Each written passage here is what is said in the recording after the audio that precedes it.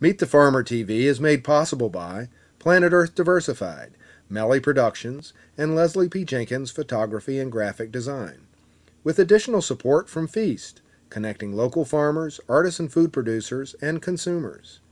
Culpeper's Channel 21, helping to preserve the agricultural history of Virginia, and Flavor Magazine, serving the Piedmont's local food and wine culture. Today, Farmers in the Park at the new Meade Aquatic Center on Meet the Farmer TV.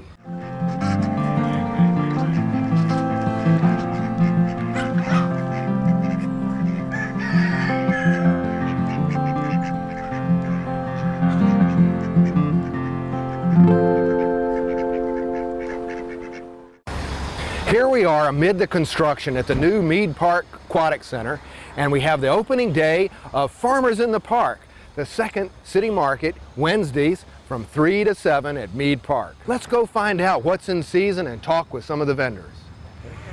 So here we are at Sticky Fingers. What do we have? We have 4 different kinds of sticky buns. We have a fresh made focaccia bread in 3 varieties. Banana bread loaves. This is our wonderful savory scones. They're shiitake mushrooms, cheddar, onion, and thyme. And then our local no-spray cherry muffins. All right, now, cookies, yeah. do you all come to the Saturday market as well? We do on occasion come to the Saturday market. We're on the wait list, so we come when we can. So you're a preferred vendor now on the Wednesday market here at Meade Park. All right, Mr. Morton, how did you get into growing dahlias? Well, I started in biology back after coming back from Korea in the University of Virginia in the biology department, and I decided if I lived long enough to retire, that dahlia would be the plant that I would grow. And the tubers are edible also, aren't they? Yeah, the tubers were eaten by the indigenous people in Guatemala before the Europeans came to this continent. And they were cooked. And the dahlia had a medicinal value also because it was used for the first form of heparin by the Europeans that called it the Atlantic serum. When the Spaniards came back from Madrid, they developed a serum from the tuber. So here we are in the middle of construction. We might even find some shrubberies. But right now, we have the holy grail of sorbet. What exactly is?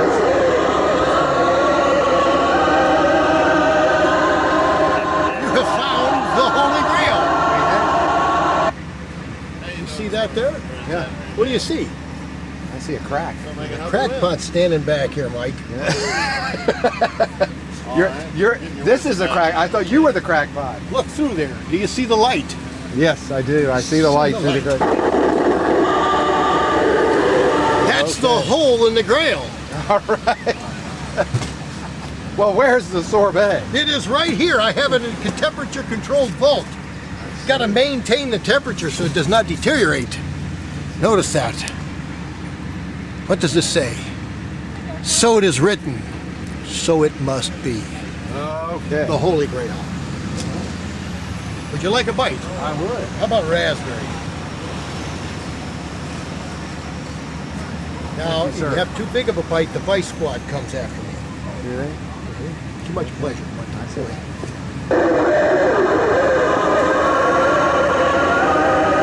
He's having a culinary epiphany as he tastes the Holy Grail. Can you imagine? All these years, didn't you know it is written to be better one was never born if you've tasted the Holy Grail and not now? That's the In Trouble music. You're in trouble. And Virginia's finest as well. Absolutely. All right, here we are at Farmers in the Park, Meade Park Aquatic Center, every Wednesday from 3 till 7.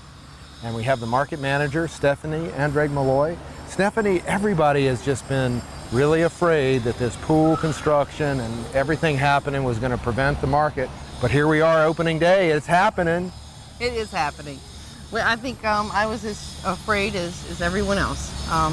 The grass was about this tall yesterday, wasn't it? Yes. Yeah. I was very nervous yesterday, but you know, my parks crew, they came out, they mowed the hay, yeah, and we're here.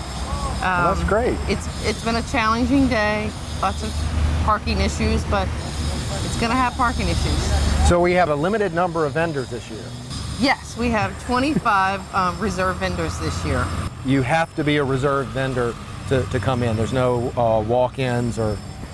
No, there isn't. And basically we had to because we had so much interest in this market. And I think part of it is because the city market is so full that we're not taking new vendors there. So people are trying to get in here. So at some point I had to go, this isn't good. Because really, this is a small market. That's what it was started to be. And I don't want to add too many vendors and lose good vendors because they don't make enough sales. Yeah. We talked to Sticky Fingers down at the end, and they couldn't get into this Saturday market yet. They're on the waiting list, so they were happy to have a spot here. Right. Yes, that's true. Are there some new things about this year's setup? We used to be kind of spread out. There was lots of grass, and now there's kind of a restricted area to come in. We have lots of new things. We have this beautiful aquatic center that's behind us. They're still working on it, but it's going to be beautiful. We have a smaller area, but it's really probably not much smaller than what we used last year. It just feels smaller because we have this huge, beautiful pool. Right. So that's probably one of the biggest differences that people probably don't realize isn't really that different. Now, what about the customer parking? We have a reserved area for customer parking in the front? We've got reserved parking for vendors for unloading and loading, and we're also trying to reserve that for our customers because, you know, customers are going to have to walk a long way. So we also have reserved 2 spaces for pickup, where people, if they buy a big watermelon and cantaloupe and lots of things, that they can leave them right here and drive their car and pick it up. So that's right here on the end next to the manager's booth? Yes. So Stephanie, are there some hints you'd like to give to the vendors for how to make it smooth, of when to get here, where to go, how to unload, and then where to move the vehicles to? Yes, I think, and we're working that out. I think it's probably going to take me a few weeks to figure out all of the hints that we need out because there's limited parking for the vendors to unload. So we're probably going to look at, you know, staggering the arrival times, like so the larger farms to get here at 1 or 1:30 and unload, and then have the smaller farms show up, you know, later, you know, 2:15 or whatever, so that we don't have, like today it was a little crazy where people were waiting for other people to move, and so we're going to try to work all these little kinks out. What we need is vendors to park, unload, and get out, move. I mean, there's lots of streets that they can park on. So the vendors should move to a street location, some of the off-street parking or sidewalk parking zones after they finished unloading. Absolutely, because we want our customers to be able to pull right up and load their goods.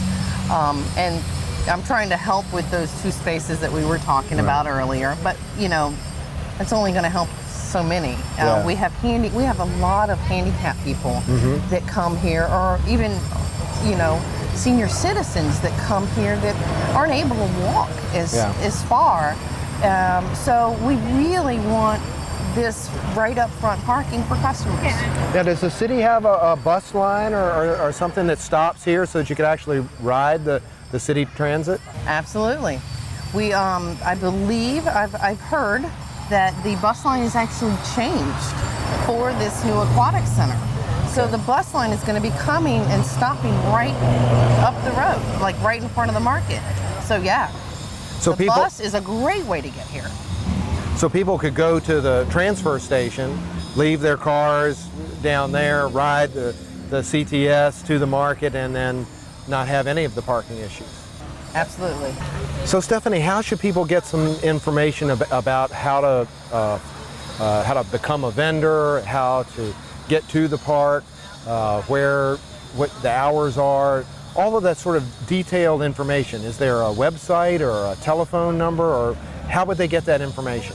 I have a blog, and that is manager.charlottesvillecity.com. And that's a great place to find out information like this because I do post things there. We're also on Facebook now, so I have a Facebook for Charlottesville City Market and Farmers in the Park. I also post things there. So Terrific. the information hopefully is going to be available. All right. Well, now we're here with George Kaysen, the grandfather of the Charlottesville City Market. Apparently I'm since... the father of the city market and grandfather of the Meade Avenue market All right. and Forest Lakes market. Just in time for Father's Day here, June That's 2009. right. And I'm looking for some nice presents too. Are you? Okay. Scotch. Scotch. Local. Local scotch. I think we have an angle on that with Copper Fox Distillery. That's right. We'll work on that. That's right. So George, tell us, how did this whole idea of having a market start? Well, I ran in 1972. I ran for city council. I came in, I think, 8th in a 5-man race. That's a trick. Big time showing that time. Yeah.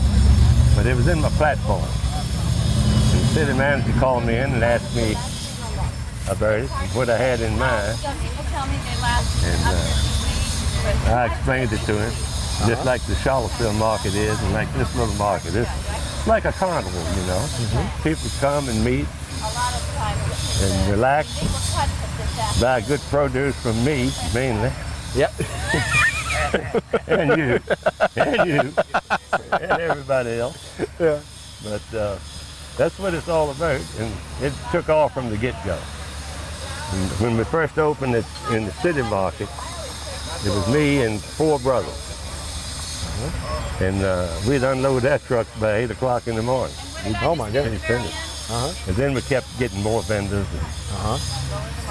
And a lot of people, cakes. Don't think I ought to have so many, but competition is what counts. And now, last year, I think the Charlottesville market did over $1 million in sales. That's right.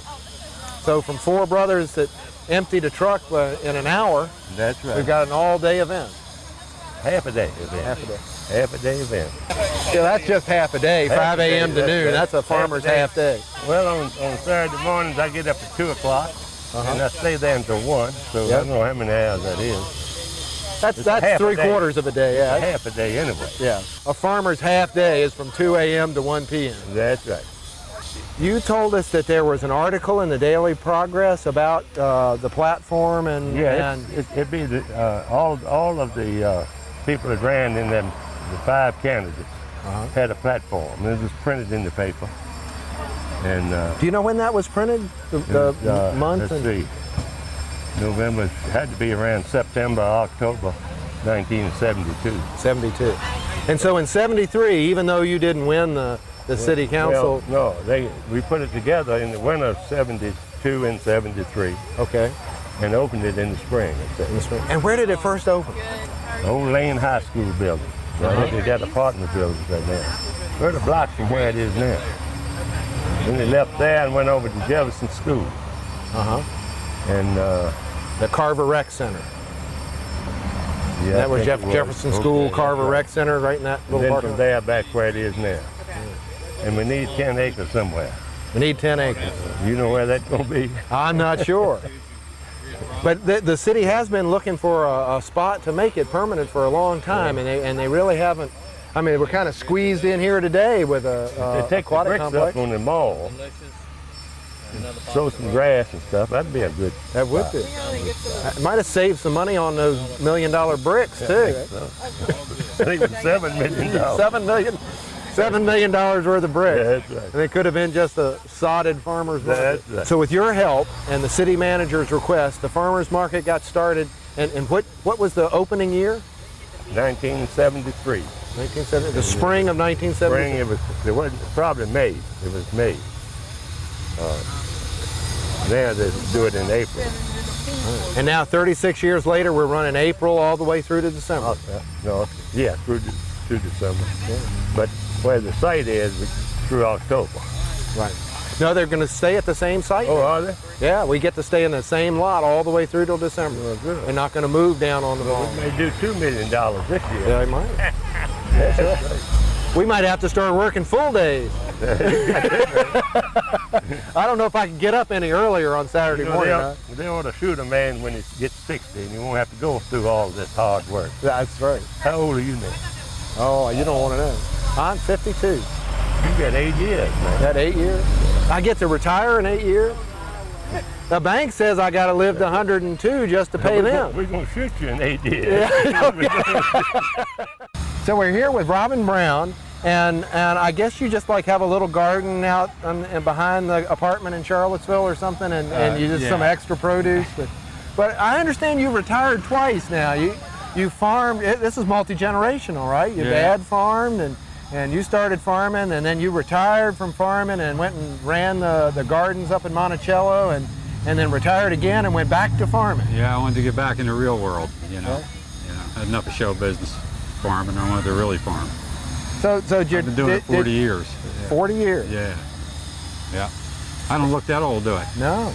At least 22. No, I started when I was 18. So when you grew up, your dad was farming, the same kind of truck farming like this? And he did it. And his father did it. I kept doing it, but I'm going to be the end. Yeah? Yeah, my kids. Kids aren't going to go for it, huh? No. Maybe, but it'll be later. So would your dad have ever believed you'd get $1 a pound for a tomato? He said to me, this is true now, Mike. He said to me when I was about 17, he said, you stick to this and someday you'll get $1 for a tomato. But he didn't tell me a pickup truck was going to be $30,000, you know. Yeah. What was a gallon of gas when he was? Quarter.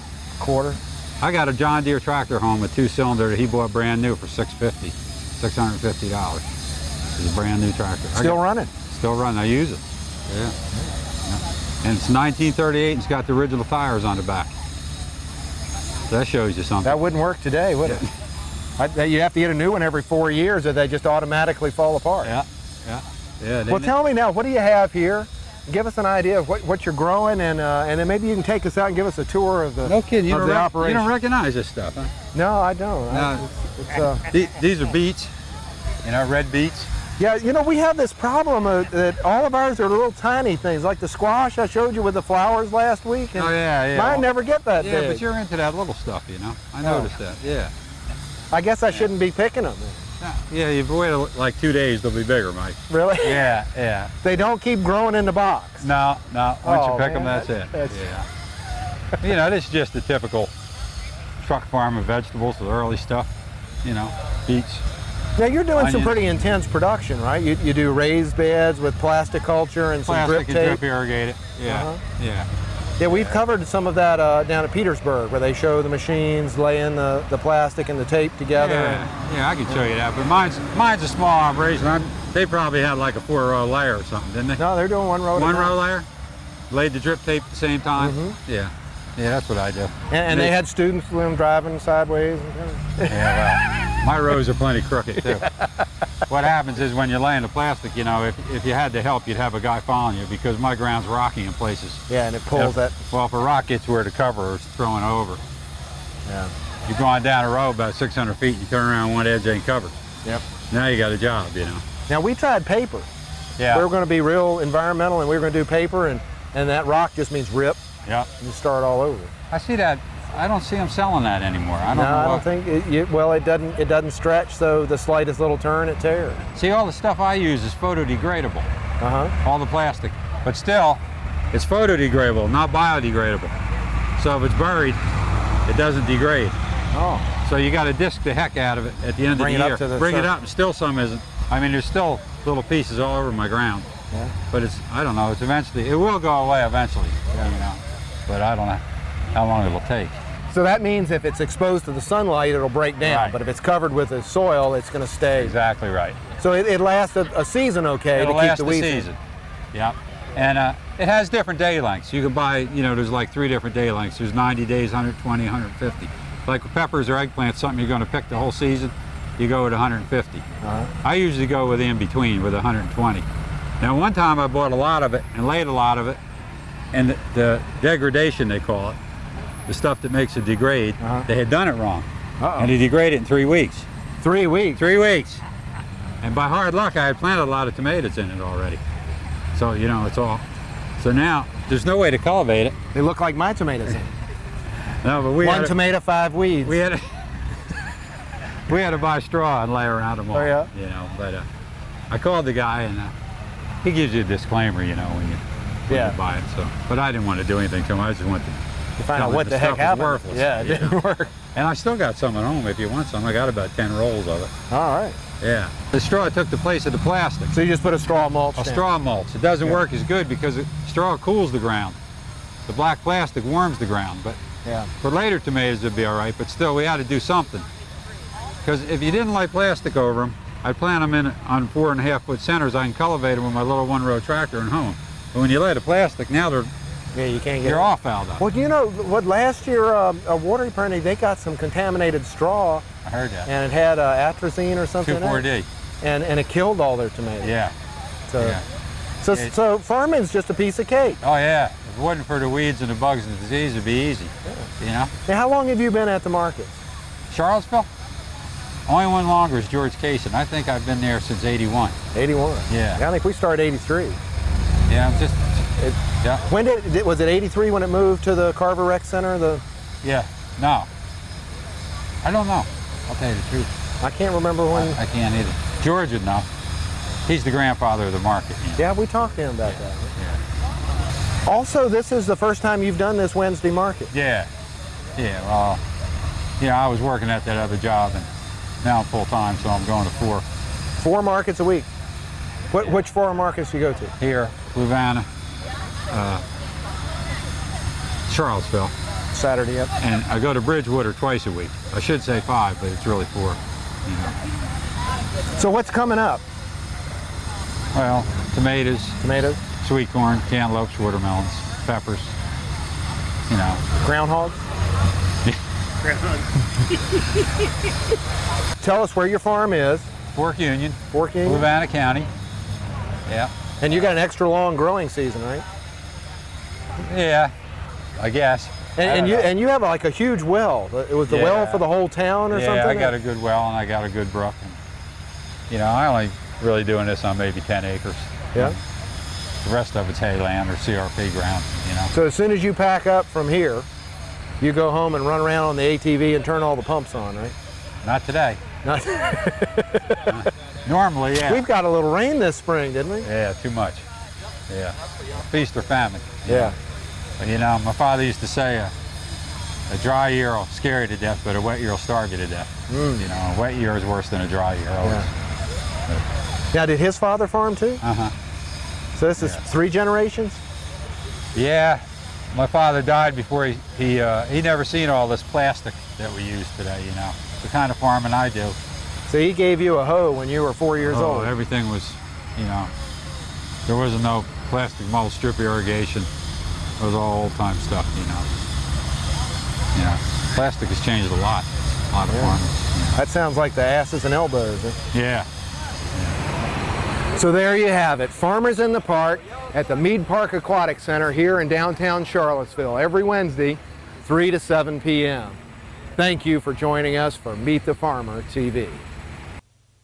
At Meet the Farmer TV, we see producers, farmers, and small family businesses as the solution to our current economic and environmental woes. These are the stories of individuals creating sustainability within their own community. Through our TV shows, our website, we endeavor to build a network of collaborators to share information and to educate. By getting mud on our boots visiting farms, by giving a voice to the many kitchen table entrepreneurs and their innovations, by standing in the heat of the kitchen with the chefs, and by exploring the challenges facing all small food-based businesses, we intend to reveal a view of community food systems that will nourish all of us and our planet. Whether you're a farmer toiling in the field, a chef insisting on quality local produce, a baker cooking for market in your home kitchen, or you're a consumer making informed choices and supporting your neighbors, you are all the true heroes who will make change happen. So we invite you to share your story or just watch our show and be entertained, informed, and inspired. My family and I get the vast majority of our food, about 3/4 of our food, from local farmers. Eating locally and seasonally is a viable option. It takes some forethought and some planning. I believe very strongly that our food system in this country is broken, and that one of the ways that our country is going to recover from these health, energy, environmental, economic issues is to completely reform the way that we think about food and the way that we eat. A lot of people I hear talk about how it's too expensive to eat organically or to eat locally, and I just don't believe it. We're paying heavily for cheap food. We're paying in kind of other ways, but my family's food budget used to be $200 to $250 a week for groceries. I have a family of 5, and I was buying good food, but not organic food. And now I spend maybe $50 a week, and sometimes I'll even go a month without going to the grocery store. And if you then factor in what I pay for the shares that I have a CSA share, 2 of them actually. So I get. I'm sorry, CSA is Community Supported Agriculture. These are farms where you buy a share in the farm, and then you share the proceeds of the farm. So you pay up front for a season. So I have, Plowshare Community Farm is my vegetable CSA, and I get 2 shares from him, and then I have a milk share, 3 milk shares actually with Catherine Russell, and I have, I buy meat from Joel Salatin at Polyface Farm, and then I get flour from Wade's Mill, and then I have there are other producers, Henley's Orchard, I get all of my fruit from them. And if I put everything together that I spend on all these farms, plus my family food budget, my food budget has decreased by almost 40% since I started eating locally. Now, it's a lot of work, but in my mind, it's a very fair trade. So if I'm either gonna go out and work for that money to pay to, wreck the food system, or I'm gonna go out and work myself. And they also teach me. These farmers are so generous with their wisdom. And they've taught me how to, we have chickens in our backyard because one of my farmers taught me how to do that. And then I have a huge garden, and my CSA farmer is always coaching me, and they're very generous with what they know. And, they're teaching me and my family how to live in a way that I couldn't have imagined really 10 years ago. Eating locally has so many benefits because 1, the food tastes better. 2, it's more nutritious because it has not spent many hours and many miles on the road losing its nutrition. So fresh food is always more nutritious. But then there's the economic factor as well. The money stays in the community and multiplies itself. There have been some factors quoted on that. I don't really know how accurate they are, but it's about 10 times. If you think of a supermarket, for example, doesn't leave much money in the community relative to their sales, except some tax money. By the same token, the farmers pay taxes, the food producers pay taxes, so we not only get the tax money, but they spend that money here in our community. So there's a multiplier there.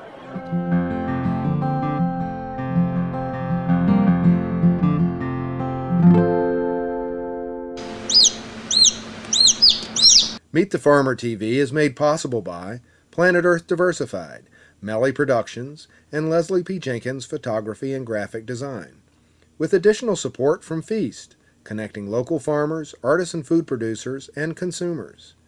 Culpeper's Channel 21, helping to preserve the agricultural history of Virginia, and Flavor Magazine, serving the Piedmont's local food and wine culture.